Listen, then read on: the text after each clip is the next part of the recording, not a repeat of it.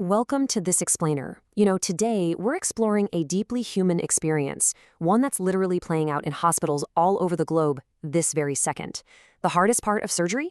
It usually kicks in way before anything actually happens, before you're rolled into the OR, before the anesthesia hits, and definitely before that first incision. The absolute hardest part is the waiting. Just imagine sitting there watching the clock tick. You're handing yourself over to a process you really don't have much control over. It is a completely overwhelming sensory experience. First thing, you have to strip away your own clothes and put on that flimsy hospital gown. Then comes the wristband, right? Snapping onto your wrist with your barcode and details. Suddenly, you're lying there under these glaring, incredibly bright lights in the pre-op area. Nurses and doctors are popping in and out, asking you the exact same repetitive questions just to verify who you are. And you're just handed clipboard after clipboard of consent forms to sign. And finally, you're hooked up to the machines. You hear the monitor sounds, that steady, unavoidable, relentless beeping. Just pause for a second and imagine that tension, that exact feeling of your body completely bracing for the unknown. Well, that is exactly what anesthesiologists call pre-surgical anxiety. Okay, let's dive into this. Because anesthesiologists care deeply about this pre-surgical anxiety. And not just because it's some abstract, floating nervousness, but because anxiety is pure physiology doing its job. It's not a weakness at all. When your brain expects danger, it activates a very real physiological threat response to prep your body. Which brings us to Section 1, the anatomy of surgical anxiety, the body's threat monitor. See, when your body encounters uncertainty, your perioperative nervous system basically screams for control. So faced with this massive, unfamiliar threat of surgery, it ramps up. Your heart rate rises, your breathing changes, your muscles tighten up, and your attention sharply narrows. Even your sleep the night before gets incredibly shallow. Because of this massive physiological shift, pain can actually feel way more threatening, which often means you might need more reassurance or even extra medication before the procedure can safely get underway. Moving right along to Section 2. Sound as medical support, giving the brain a stable frame. So, can sound actually act as a low-risk support tool to help regulate that intense threat response? The research gives a resounding yes. Now look, sound isn't going to replace anesthesia or sedation anytime soon, but as a supportive measure, the clinical evidence we're looking at here is incredibly strong. A 2025 umbrella review by Beom found that music significantly reduced preoperative anxiety. Then there's this massive 2026 meta-analysis by Liu looking at 33 randomized controlled trials. It proved this works across all sorts of surgical patients. And a 2025 study by Lee even successfully tested a targeted 2-session music intervention for women facing gynecological surgery. It turns out, sound is just a remarkably safe, really easy to implement medical support. Now, what's really interesting about this slide is this really fascinating number right here, 20. In that 2025 umbrella review, researchers stumbled on a super practical finding. They saw that audio sessions lasting at least 20 minutes had much, much stronger effects on bringing that anxiety down. Why? Well, because your nervous system doesn't just switch off and relax instantly. At first, your mind is on high alert, scanning the environment, asking, wait, what's that sound? Am I going to wake up okay? It literally just needs time to settle. Which naturally leads us to ask, why does predictable audio work at all? Well, after those first few tense minutes of listening, the sound actually becomes a stable frame for your brain to hold on to. It softens the harshness of the hospital environment. Your breathing can naturally start to sync up and match the rhythm of the audio. The body stops getting so many surprise signals.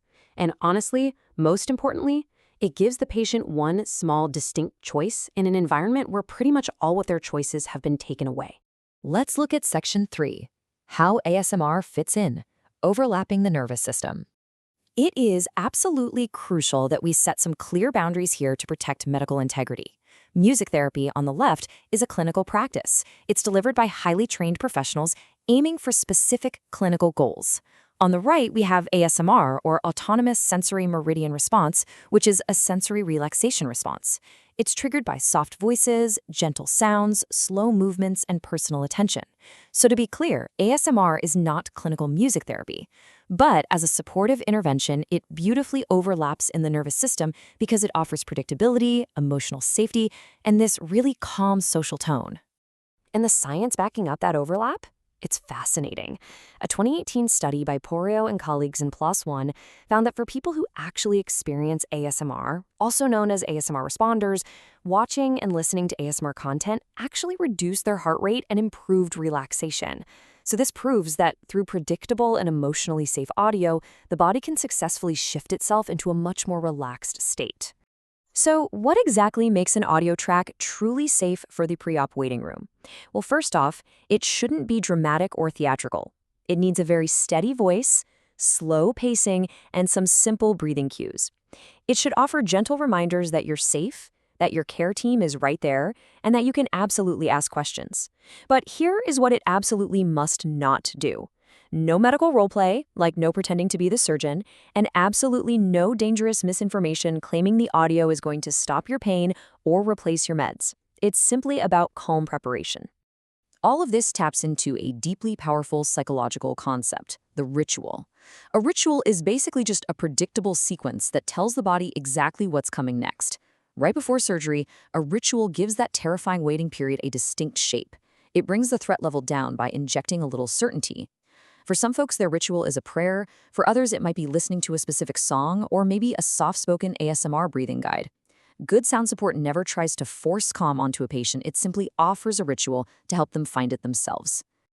Which brings us to Section 4, Rules for Safe Listening, Hospital-Approved Guidelines. As researchers like Riedy and colleagues pointed out, sound interventions really have to vary depending on the listener and the context. So if you're going to use sound support in a fast-paced medical environment safely, you've got to follow these 5 steps. Number 1, always ask your care team for approval first. 2, keep that volume low and make sure autoplay is off so you aren't suddenly startled by a loud ad. 3, keep those headphone cords safely out of the walking paths. 4, if a nurse or an anesthesiologist starts speaking to you, pause the audio immediately. You have to be able to hear staff instructions. And number 5, if the audio suddenly spikes your anxiety or makes you feel totally cut off from the room, just stop. Stopping is not a failure, okay? It's literally just personalizing your own care. We're going to wrap up our explainer on this really profound thought. The ultimate goal of sound therapy before surgery, it's not to achieve some state of perfect Zen-like calm. Honestly, that's an unrealistic expectation. The real goal is simply to give your highly stressed nervous system a steady, safe, and human signal to just help you move to the next step.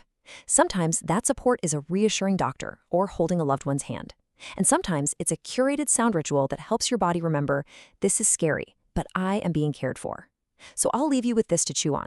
If you are facing the overwhelming uncertainty of a hospital waiting room tomorrow, what specific sound, voice, or ritual would you curate to anchor your own nervous system?